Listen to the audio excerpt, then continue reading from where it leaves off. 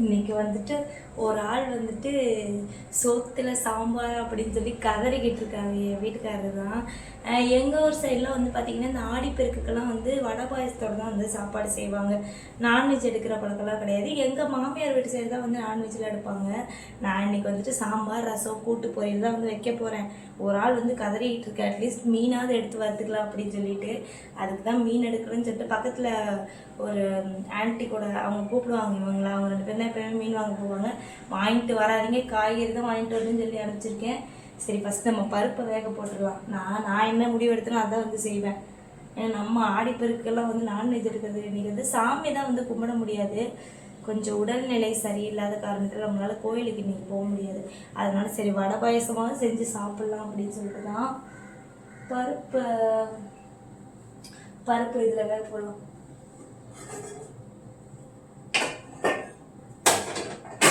பருப்பை வேக போட்டுட்டு உளுந்து ஊற வச்சிருவோம். நான் மணி வந்து பார்த்தீங்கன்னா இந்த வாட்ச் வேற ஓட மாட்டேங்குது, நேரம் மணியை தான் பார்க்குறோம். மணி வந்து ஒரு 8 மணி இருக்குன்னு சொல்லிட்டு நினைக்கிறேன். கொஞ்சமாக சாம்பார் வைக்கலாம், ஒரு 1/2 டம்ளர் மட்டும் தான் போடுறேன். ஏன்னா இவங்கெல்லாம் கடைசியில் சாப்பிடல அப்படின்னா வந்துட்டு ரொம்ப கஷ்டம். அதனால் கொஞ்சமாக சாம்பார் ரசம் எல்லாம் வைக்கிறோம்ல, அது மேனேஜ் பண்ணிக்கலாம். இப்போ வைக்க சாம்பார் தான் மத்தியானத்துக்கும் நைட்டுக்கும். இப்போ மார்னிங் பிரேக்ஃபாஸ்ட் வந்து நம்ம வந்து வெளில தான் வந்து வாங்க போகிறோம். புட்டு செய்வான்னு கேட்டேன், வேணான்ட்டாங்க. உப்புமா கிளறுவான்னு கேட்டேன், வேணான்ட்டாங்க.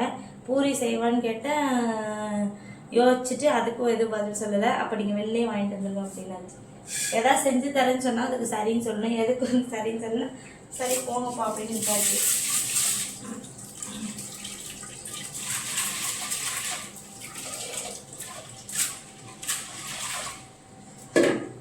இந்த சாம்பாருக்கு வந்து பருப்பு வேக போடும்போது கொஞ்சமாக வந்துட்டு பாசி பருப்பும் சேர்த்து வேக போட்டிங்கன்னா கொஞ்சம் நல்லாயிருக்கும். அது கூட வந்துட்டு நான் சொல்கிறேன் கழுவி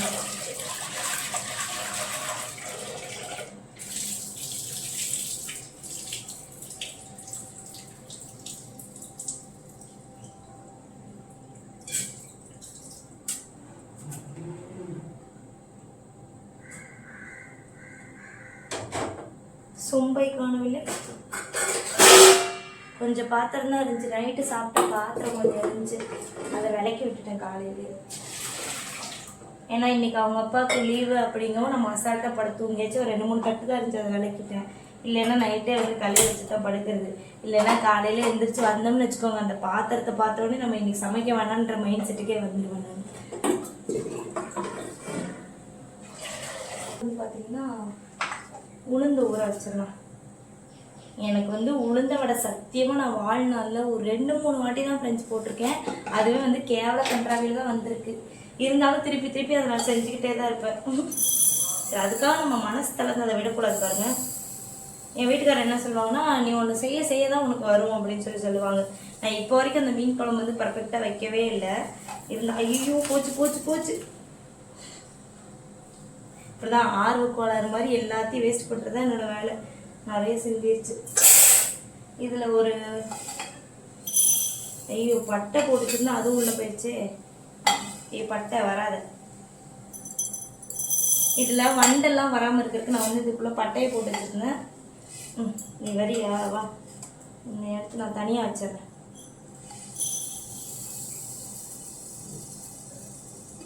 எது போட்டாலும் கொஞ்சம் நிறையாவே போட்டுக்கிறது. ஏன்னா ஒரு வேளை நமக்கு வந்து டேஸ்ட்டாக வந்துச்சுன்னு வச்சுக்கோங்க, பத்தாம் போயிருப்பது. அதனால தான் இந்த படியில் வந்து 2 படி போட்டிருக்கேன். அண்ட் இதில் ஒரு கன்ஃபியூஷனு, இதெல்லாம் இங்கே வந்துட்டு வேறு பேர் ஏதோ சொல்லுவாங்களாம் இது பேர். ஆனால் எங்கள் அம்மா வீட்டிலலாம் வந்துட்டு இது பேர் தான் படி. அவங்க என்னமோ ஆளாக்கு அப்படிலாம் வந்து சொல்லுவாங்க. ஆளாக்கு அதே என்ன சொல்கிறாங்கன்னா, இது வந்து படியும் கிடையாது ஆளாக்கும் கிடையாதான். இது வந்து ரொம்ப குட்டியாக இருக்கனால இதுக்கு பேரே கிடையாதான். இதோட கொஞ்சம் பெருசாக இருக்கிறது பேர் தான் ஆளாக்கம்.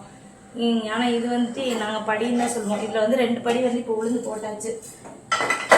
இதையே நம்ம வந்து அலசிக்கலாம்.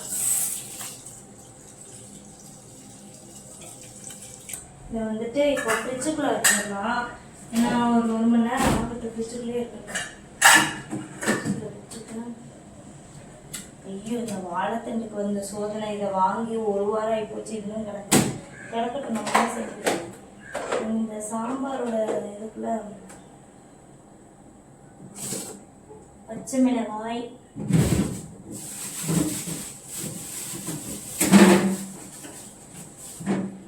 தக்காளி எடுத்துக்கலாம்.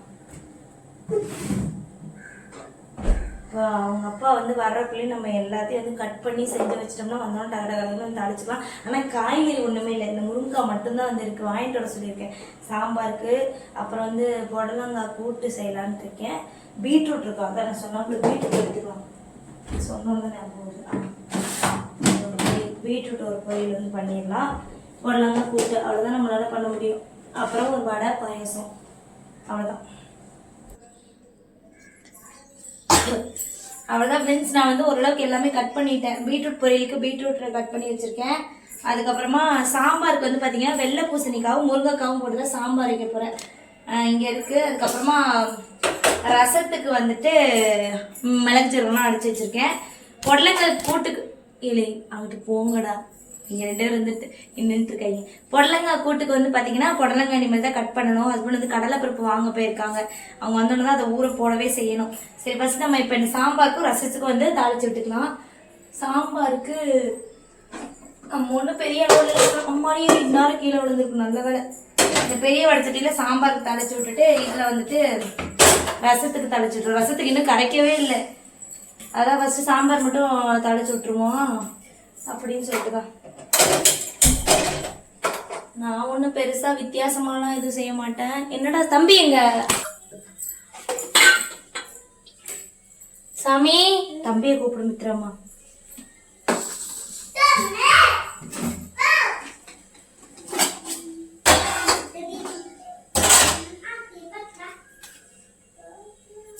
கடுகு, உளுத்தம்பருப்பு, கொஞ்சமாக சீரகம், கொஞ்சமாக வெந்தயம். பசங்க 2 பேரையும் ஹஸ்பண்ட் வந்துட்டு அங்கே அவங்க அக்கா வீட்டுக்கு கூப்பிட்டு போயிட்டாங்க. மட்டும் தாளிச்சு விடுவோம். அதுக்கப்புறமா வெங்காயம் தக்காளிலாம் போட்டுட்டு இந்த காயை வந்து போட்டுக்கலாம்.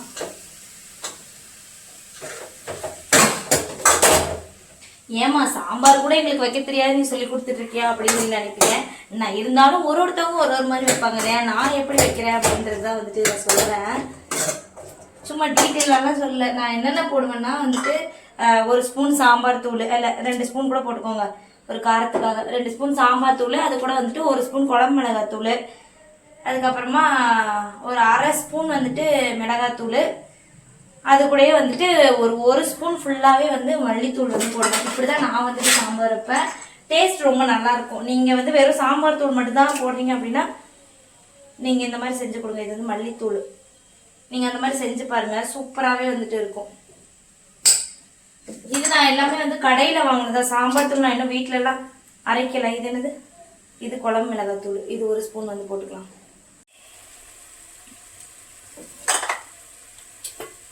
அவ்வளோதான். இது எல்லாத்தையும் போட்டு நல்லா வந்து கலந்து விட்டுக்கலாம். இது வந்து டேஸ்ட் ரொம்ப நல்லாயிருக்கும். இந்த மாதிரி ஒரு வாட்டி நீங்கள் இவ்வளோ பண்ணதில்லை அப்படின்னா பண்ணி பாருங்கள். நான் முதல்ல வெறும் சாம்பார் தூள் மட்டும் தான் போட்டு வச்சுக்கிட்டு இருந்தேன். அப்புறம் இடையில ஒரு நாள் சரி இதெல்லாம் கொஞ்சம் கொஞ்சம் வச்சு பண்ணி பார்ப்போம் அப்படின்னு சொல்லிட்டு பண்ண ஆரம்பிச்சேன்னா அதுக்கப்புறம் இந்த டேஸ்ட் எங்கள் வீட்டில் உள்ளவங்களுக்கு பிடிச்சிருச்சு.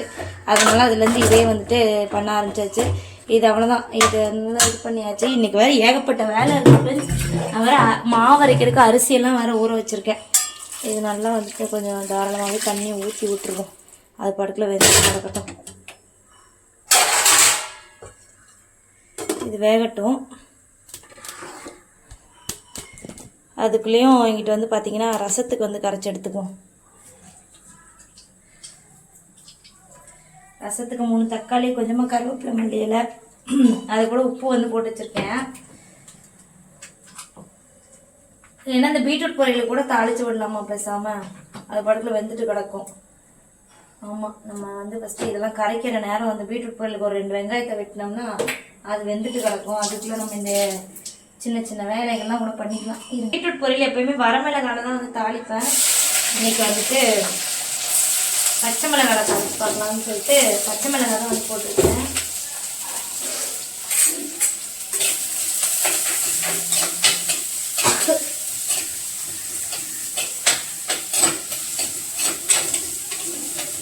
நான் கொஞ்ச நேரத்துக்கு முன்னாடி தான் வீடியோ பார்த்தேன்.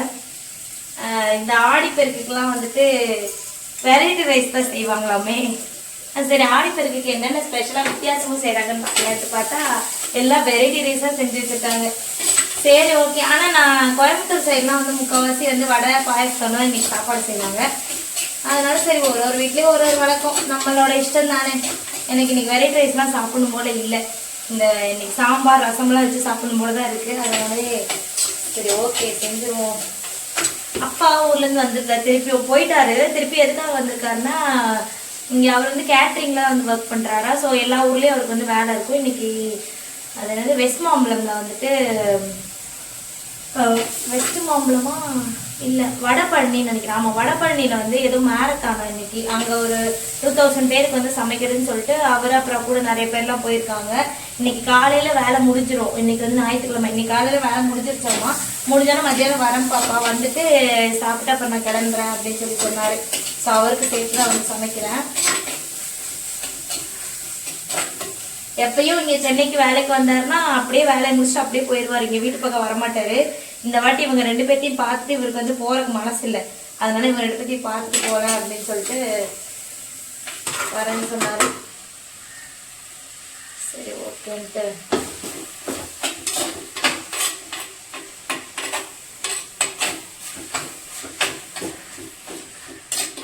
அவியுது ஃப்ரெண்ட்ஸ். ஆக்சுவலி எங்களோட கிச்சன் மட்டும் சின்னது கிடையாது. இங்கே ஒரு எக்ஸாஸ்ட் ஃபேன் கிடையாது, ஒரு ஜன்னல் கிடையாது, எதுவுமே கிடையாது. இங்கேருந்து இந்த புகை போகிறதுக்கு வந்துட்டு அந்த வாசல் டோர் தான். அது வரைக்கும் இங்கே நின்று சமைக்கிறதே பெரிய பாடாக இருக்குமாக்கும். ஒரு சிஸ்டர் கூட சொல்லியிருந்தாங்க, ஏன் நீங்கள் வீட்டை காலி பண்ணலாம்ல அப்படின்னு சொல்லிட்டு. நான் மட்டும் என்ன ஆசைப்பட்டா இருக்கேன். நான் இங்கே வந்து ஒரு 1 இயர் தான் இருந்தேன். அதுக்கப்புறமா எனக்கே வந்து ரொம்ப அன்கம்ஃபர்டபுளாக ஃபீல் ஆக ஆரம்பிச்சிருச்சு. ஏன்னா ஹால் பெட்ரூம் பிரச்சனை கிடையாது, நம்ம முக்கால்வாசி கிச்சனில் தான் வந்துட்டு இருக்கோம். ஸோ வேறு வீடு பார்க்கலாம் அப்படின்னா கேட்க மாட்டாங்க. ஏன்னா இது வந்து அவங்க அக்கா வீட்டில் தான் நாங்கள் வாடகைக்கு கூடியிருக்கோம். அதனால என்னன்னு தெரியல, கேட்கவே மாட்டுறாங்க. நம்ம என்ன செய்ய முடியும்? நம்ம ஒன்றும் செய்ய முடியாது. குரங்குக்கு வாக்கப்பட்டா மரத்துக்கு மரம் தாவில ஆகணுன்ற மாதிரி நானும் இந்த குண்டு சட்டிக்குள்ளேயே குதிரை ஓட்டிக்கிட்டு சுற்றி திரியிறேன். கொஞ்சமாக தண்ணி தெளிச்சுக்கலாம், நிறையெல்லாம் வேண்டாம். சரி இது படத்தில் வெந்துக்கிட்டு கிடந்துச்சுன்னா நம்ம அதுக்குள்ளே ரசத்துக்கு எல்லாம் கரைச்சிக்கலாம். ரசத்துக்கு கரைச்சிட்டு அப்படியே புடலங்காவும் கட் பண்ணிடலாம். இந்த பொடுசுங்க வரக்குள்ளே மணி வந்து பார்த்தீங்கன்னா ஒரு 10:15 இருக்கும். நான் பிளான் போட்ட மாதிரி ஒரு 12 மணிக்குள்ளே எல்லா வேலையும் முடிக்கணும். நேரம் உளுந்து ஊறிட்டு இருக்கோம். அது படத்தில் சரி ஊறட்டும், நம்ம கடைசியாக வடைக்கு எடுத்து அரைச்சி போட்டுக்குவோம். ஏன்னா நான் இப்போ மாவரைக்கு கிரைண்டரில் போடுவேன். அது போடும்போது ஃபஸ்ட்டு அந்த உளுந்து அரைச்சி ஃப்ரிட்ஜில் வச்சுருவோம். அந்த வடை மாவை அரைச்சி வச்சுட்டு அதுக்கப்புறம் அது கூட திருப்பி நான் உளுந்து அரிசிலாம் போட்டு ஆட்டிக்குவேன். அப்படிதான் பிளான் பண்ணியிருக்கேன். ஒன்றா உளுந்தை போட்டு அரைக்கலாம். நான் மாவு அரைக்க வச்சிருக்கிறதும் வடைக்கு வச்சுருக்கிறதும் போட்டு அரைக்கலாம். ஆனால் எனக்கு வந்து அளவெல்லாம் தெரியாது. திருப்பி அதை பிரித்து எடுக்கிற அளவுக்குலாம் அளவு தெரியாது. அதனால தான் தனித்தனியாக உளுந்து அரைச்சிட்டு, ஆனால் கொஞ்சம் வேலை கெடுற வேலை தான். அப்புறம் என்ன செய்யறது, நமக்கு வந்து அளவு தெரியாது. எக்ஸ்பீரியன்ஸாக இருக்கவங்கன்னா கொஞ்சம் பெரியவங்க போட்டு பழக்கம் இருக்குன்னா வந்து அவங்களுக்கு அளவு தெரியும். இந்த அளவு நம்ம மாவுக்கு தேவைப்படும் அப்படின்னு சொல்லிட்டு சரின்னு சொல்லிட்டு சரி பார்ப்போம். நான் இதெல்லாம் வெந்து முடிச்சதுக்கப்புறமா உங்களுக்கு வந்து காட்டுறேன். சரி பார்த்தீங்கன்னா பீட்ரூட் நல்லா வந்துட்டு வெந்துருச்சு. அது கூட வந்துட்டு நல்லா வந்துட்டு கை நிறைய வந்துட்டு தேங்காய் துருவல் போட்டு இறக்கிடலாம். இது இறக்கிட்டு இப்போ நான் ஒரு பாத்திரத்தையும் கழுவி அதிலேயே தான் வந்து சமைக்க போகிறேன். பீட்ரூட் கறி ரெடி ஆகிடுச்சு. அடுப்பில் வந்து பார்த்தீங்கன்னா பொடலங்காய் கூட்டுக்கு வந்து கடலைப்பருப்பு, அது கூட பாசிப்பருப்பு, பூண்டு எல்லாம் போட்டு வந்துட்டு வேக வச்சு எடுத்துக்கலாம். ஒரு 2-3 விசில் எடுத்துக்கலாம். அதுக்குள்ளே வேகட்டும். பொடலங்காய் கூட்டுக்கு தாளித்து விட்டுக்கலாம் ஃப்ரெண்ட்ஸ். அந்த என்னது பருப்பு வேக போட்டோம்ல அதை வந்து இறக்கிட்டேன். கொஞ்சமாக கடுகு போட்டுக்கலாம், சீரகம், இது கூடயே வந்துட்டு ஒரே ஒரு காஞ்ச மிளகாய். இதுக்கு வந்துட்டு தேங்காய் வீட்டில் பண்ணிங்கன்னா சூப்பராக இருக்கும். கொஞ்சமாக கருவேப்பிலையில் போட்டுட்டு வெங்காயம் தளிச்சுக்கலாம்.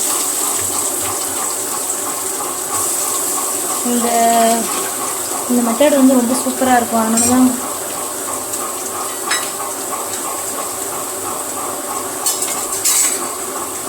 நல்லா வந்து தாளிச்சு விட்டுக்கலாம். அதுக்கப்புறமா தக்காளி இது கூட வந்து போட்டுக்கலாம். எல்லாம் ஒன்றா சேர்ந்து வதங்கி எங்கே தெரிச்சிருச்சு, இந்த எங்கே இருக்குது. அது வந்து பின்னாடி கிரைண்டர் வந்து ஓடிக்கிட்டு இருக்கு. வடமாவு அரைக்கிறதுக்கு வந்துட்டு உள்ளே போட்டிருக்கேன். அதனால தான் இந்த கேவலமான ஒரு சத்தம் வந்துட்டு வருது. கொஞ்சம் வந்து இரிட்டேட்டிங்காக இருந்தால் மன்னிச்சுக்கோங்க. இது கூட வந்து கொஞ்சம் பார்த்தீங்கன்னா மிளகாத்தூள் இது போட்டுக்கலாம். கூட்டுக்கெல்லாம் பெருசாக வந்துட்டு மிளகாத்தூள்லாம் வந்து போட மாட்டாங்க. ஆனால் நீங்கள் வந்து ஒரு வாட்டி கொஞ்சமாக, ஆனால் நிறையெல்லாம் போடக்கூடாது. கூட்டுக்கு மிளகாத்தூள் அவசியமே கிடையாது. போட்டிங்கன்னா டேஸ்ட்டு சூப்பராக இருக்கும். நான் ஏற்கனவே இந்த பருப்பு வேகக்கும் மஞ்சள் பொடி போட்டேன். இருந்தாலும் இதில் கொஞ்சம் மஞ்சள் பொடி வந்து போட்டுக்கிறேன். அதுக்கப்புறமா கொஞ்சமாக வந்து பெருங்காயத்தூளும் போட்டுட்டு இந்த கூட்டுக்கு தேவையான உப்பு போட்டு நல்லா வந்து வதக்கி வச்சுக்கலாம். லைட்டாக வதங்கணும்னு வந்து பார்த்திங்கன்னா வெட்டி வச்சுருக்க புடலங்க கொஞ்சம் சின்ன சின்னதாக கட் பண்ணிக்குவாங்க. நம்ம அந்த கடலைப்பருப்பு கூட பாசிப்பருப்பு வேக போட்டுப்போம் இல்லையா, அது வந்து இந்த ஹோட்டலில் கிடைக்கிற மாதிரி ஒரு கொழப்பு தன்மை கிடைக்குது. டேஸ்ட்டு வந்து ரொம்ப நல்லாயிருக்கும். இது நல்லா வெந்ததுக்கப்புறமா வந்துட்டு தேங்காய், பச்சை மிளகா, சீரகம், பூண்டு இதை வந்து கொரன்னு அரைச்சி இது கூட போட்டுட்டு அது கூட நம்ம வேக வச்சுருக்க பருப்பையும் போட்டு கரெக்டாக ஒரு கொதி வந்தோன்னே கடைசியாக தேங்காய் ஊற்றி இறக்கணும். சும்மா ஜம்முன்னு இருக்கும் பொடலங்காய் கூட்டு. சரி, இது இப்போ வந்து வேகட்டும். வெந்ததுக்கப்புறமா நான் இறக்கும் போது காட்டுறேன். என்கிட்ட வந்துட்டு ஐயோ நிறைய தண்ணி ஊற்றிட்டேன்னா சரி நல்லா வேகட்டும், காய் வேகணும்ல. மூஞ்சி வந்து பார்த்தீங்கன்னா வேர்த்து இருக்கும்.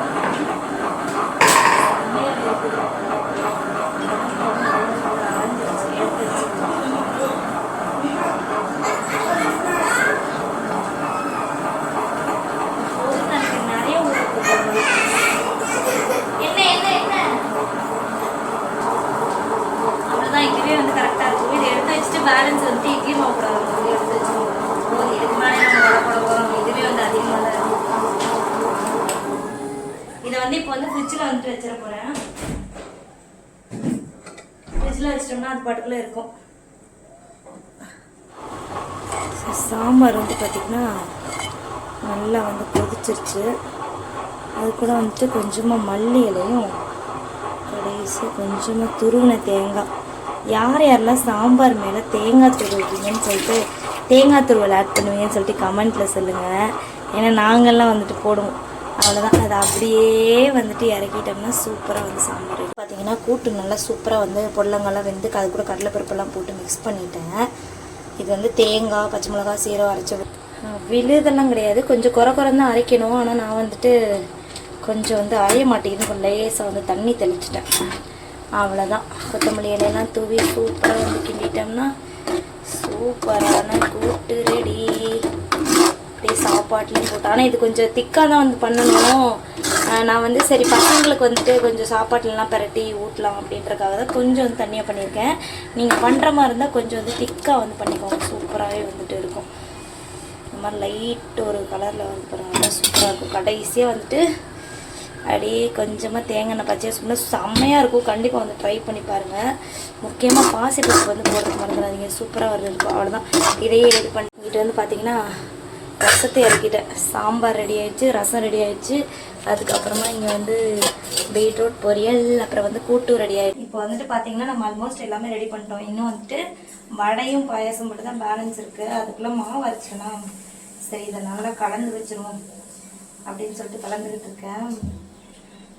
மாவு அரைச்சி வைக்கிற வாளியில் வந்து பார்த்திங்கன்னா நம்ம வந்து இப்போ ரீசெண்டாக இடியாப்ப மாவு அரைச்சோம்ல அந்த மாவு வந்து வச்சுருக்கேன். அதனால் வந்துட்டு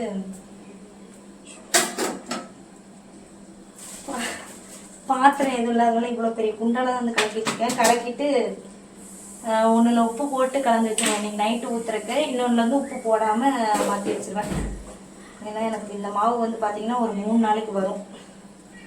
நம்மளுக்கு ஃபுல் மாவுலேயே உப்பு போட்டோன்னா ரொம்ப புளிச்சு போயிடும். அதனால தான் மணி வந்து பார்த்திங்கன்னா மணி 11:40 ஆயிடுச்சு. ஆல்மோஸ்ட் எல்லா ஒர்க்குமே முடிஞ்சிருச்சு. பாயசத்துக்கு மட்டும் இந்த கேரட் துருவி வச்சுருக்கேன். செஞ்சுட்டு அப்புறம் கடன் வடையை போட்டு எடுத்துட வேண்டியதான்.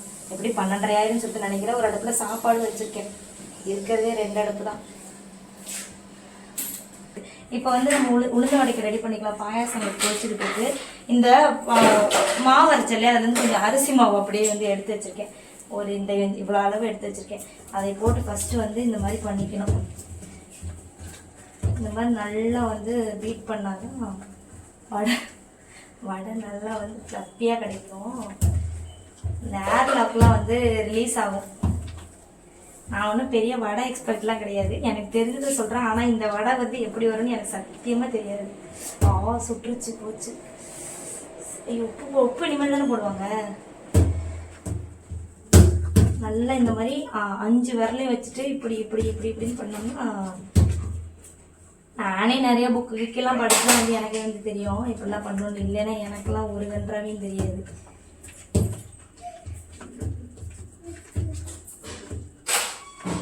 இந்த நைனா வந்துட்டார் போல கேட்டு சத்தம் கேட்டு வந்தாலே கேட்ட பப்பரக்கேன் திறந்து வச்சுதான் வருவார்.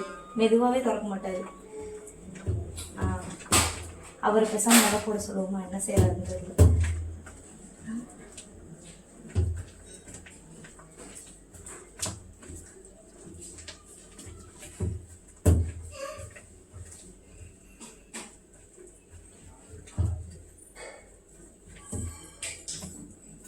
கொஞ்சம் நீங்கள் வாங்கல வடை மட்டும் போட்டு கொடுங்களேன். கரெக்டாக நீங்கள் வர நேரம் நான் வடை மாவு திரட்டிட்டு இருக்கேன். கொஞ்சம் இதை மட்டும் பண்ணுங்களேன். ஆமா அப்படிதான் வேர்க்குது. இதை மட்டும் போட்டு கொடுங்களேன்.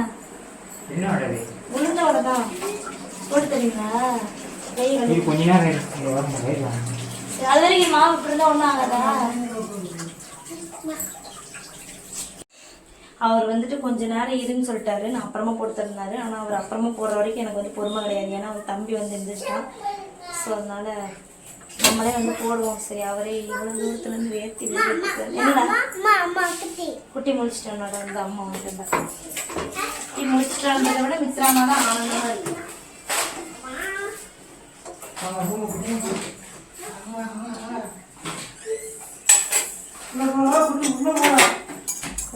உப்பு வந்து போட்டுக்கலாம். கொஞ்சமாக வந்து மிளகு வந்து போட்டுக்கலாம். அதுக்கப்புறமா கொஞ்சம் வந்து சீரகம் போட்டுக்கலாம். கொஞ்சமாக பெருங்காயம். ஐயோ உடத்துக்குள்ள விழுந்துச்சா? என்னம்மா என்ன என்ன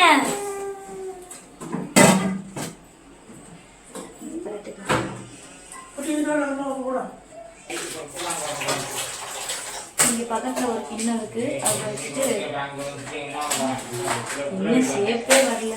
நீ வருது போ அழகா. ஓகே, ஆனால் கொஞ்சம் சுமாராக வந்து ஓகேவாக தான் வருது.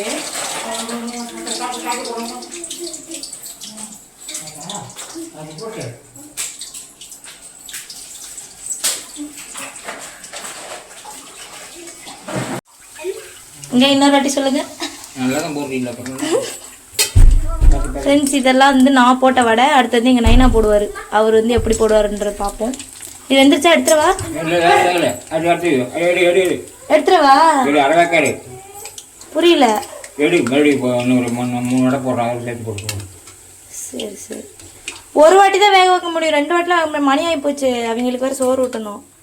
ஒரே வாட்டி மட்டும் வேக போடுவாங்க. தண்ணி பக்கத்தில் வச்சிருக்க மாதிரி தட்டில். அது பாயாசம். பாயாசம் சிம்லேயே இருக்கட்டும். ஆஹா, வெந்துக்கிட்டு இருக்குதுல. போடுறீங்களா? பார்த்து பார்த்து மெதுவாக போடுங்க. எங்கேயாவது தெரிச்சிட போகுது. இது ஒன்றும் பெரிய கிச்சன் கிடையாது. வீட்டு கிச்சனு. மெதுவாக போடுங்க. நான் தான் க்ளீன் பண்ணணும்.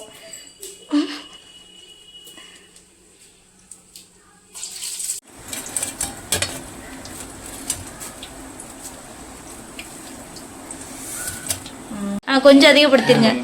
ஃபுல்லாக வைக்கவா? கறிக்கிற போது அதான் இந்த ஒன்றை போட்டவும் ரொம்ப சூடு கம்மியாக இருக்கும். எப்படி சூப்பராக வருதா பார்த்தீங்களா? நான் தான் மாவு அரைச்சேன். பொறுமையாக போடுங்க. வீட்டு கிச்சனே நான் தான் க்ளீன் பண்ணணும்.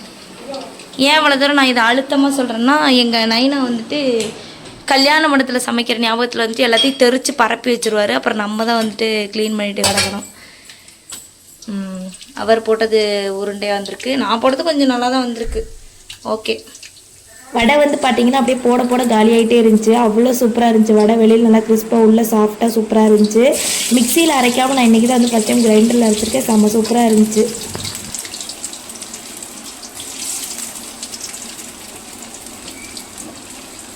இப்படி திருப்புங்க. நல்லா வந்துட்டு பீட்ரூட் பொரியல். பீட்ரூட் பொரியல் கொஞ்சமாக வந்து வச்சுக்கலாம். அதுக்கப்புறமா கொஞ்சமாக கூட்டு வந்து வச்சுக்கலாம். கூட்டு கொஞ்சமாக வந்து சாப்பாடு. இன்றைக்கி வந்து ஸ்பெஷல்னா இந்த வடை தான் வந்து செம்ம சாஃப்டாக இருக்குது. நீங்களும் இதே மாதிரி ட்ரை பண்ணி பாருங்கள். அதுக்கப்புறம் என்ன வைக்கணும், சாம்பார் ஊற்றணும்.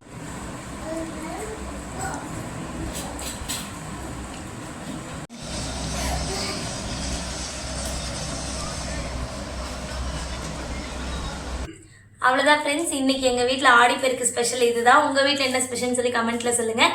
அண்ட் மறக்காமல் நம்மளோட சேனல் வந்து சப்ஸ்கிரைப் பண்ணிக்கோங்க. அவ்வளோதான், இந்த வீடியோ இதோட நான் முடிச்சுக்கிறேன். பாய்.